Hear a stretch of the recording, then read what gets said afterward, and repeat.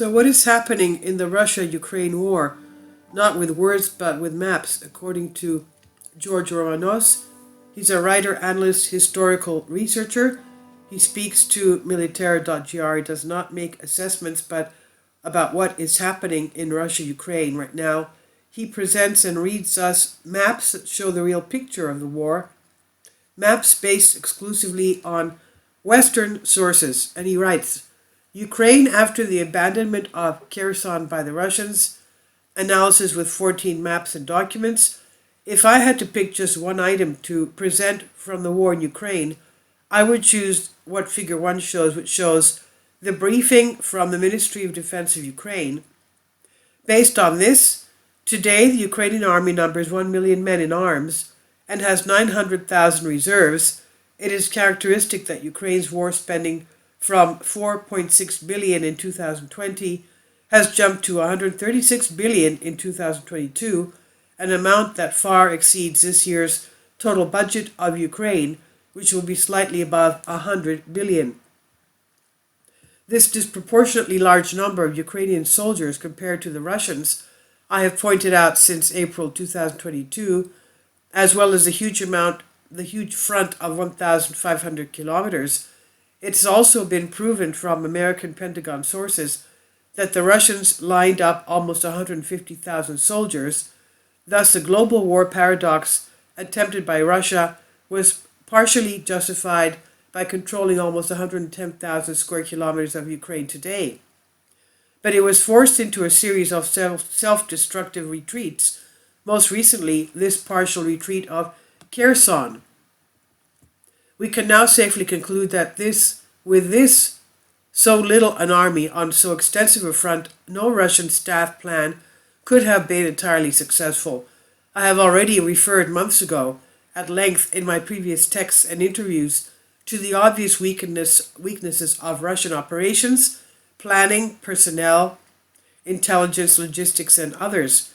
The phrase, the Russians were defeated in Kherson and retreated, left it to the Ukrainians, is yet another successful Western propaganda against Russia, because the Russians on the one hand were not defeated in battle by the Ukrainians, and on the other hand they never abandoned the entire Kherson. The propaganda exploits the confusion caused between the concepts of the city of Kherson and the province of Kherson. So the truth is that the Ukrainians entered the city of Kherson without a fight, and only in the western one-third of the province of the same name.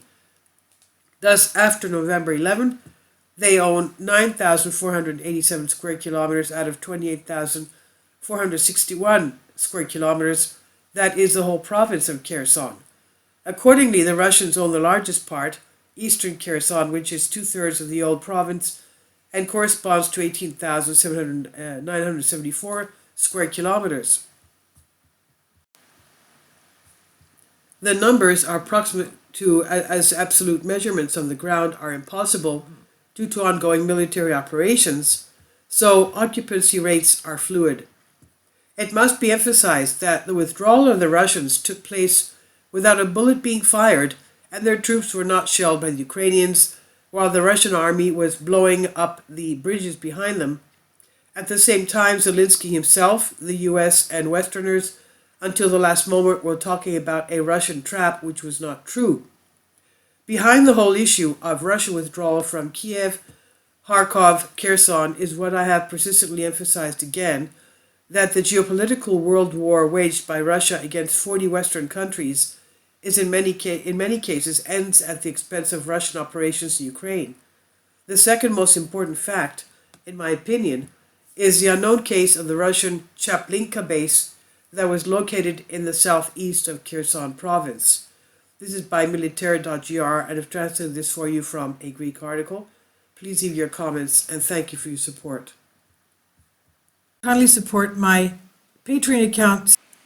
The daily posts are 5 videos daily, and they are totally different from what I have on my YouTube channel. Thank you so much for your support, and that you find all my content so interesting. You'll find the Patreon account details in the description box below.